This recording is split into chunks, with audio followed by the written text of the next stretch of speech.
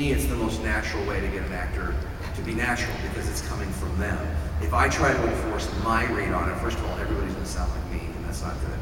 But also, it also forces the actor to try to do something that's unnatural. So it's a little bit of both. You know, sometimes we'll get it done. I do need to make sure that I have takes that I know are going to be solid for my client. But if the actor wants to go, hey, can I try something? I almost always let him do it. Just because serendipity is a wonderful thing in the booth, that you can discover these wonderful reads that you never thought of as a director, and then suddenly it's coming out of this actor's mouth because you let him do it one more time. So, I was directing Patrick Warburton, so it was strange enough on a dub.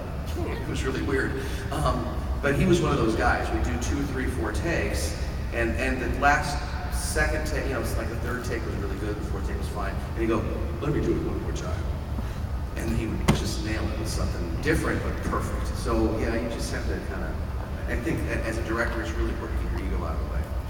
And let the actor do what the actor does, and then go from there. That's how I do it. And there are times where we get one that's really good, and I'm like, I like that a lot, but give me one more and try this. And maybe the actor does it, and I'm like, you know what, that's the one. Or, I'm going to go with the previous one. Yeah. But thank you for indulging me. Yeah. And similarly, as an actor, it is nice to get in there and say, let me give you one. Granted, their actors will give you one more every time without fail, world without end, until you stop them. Smack. But yeah, unless we're really just hurting for time and dying on a deadline, if somebody's like, can I try something? I'm like, yeah, give it a try. And they'll do it, and I'll either be like, yeah, I never would have imagined that read, but that's the one, moving on. Or I'll go, you know what, I dig it, glad we tried it, gonna go with the other one, but I applaud the effort. We're paying a good, well, not great money, but in terms of acting money, but we're paying good money to experienced professional actors with lots of experiences that I haven't had necessarily.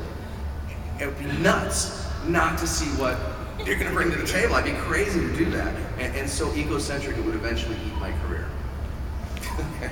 Those are some of my, those are the directors I'd love to work with, are the ones who are like, okay, that was good, but now let's try this. Mm-hmm. Just because they know that I'm capable, but it's like, hey, let's see, do you have any ideas? Yeah, let me try like this.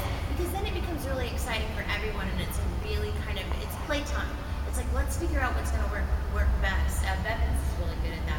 Like, he's like, okay, that one was good, but I know you got it in you. Like, give me something different. I'm like, all right, yeah, cool. And I get really stoked and excited about those projects, because it's like, you really feel like you were a part of it, as opposed to just somebody in a booth going, he said to say it like this.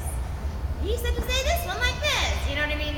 It's still great, and it's still fun, but the ones where I really get to kind of dive in there and work with the director. You don't want to be a sock puppet. Yeah. Because then think about the mechanics of where their arm is.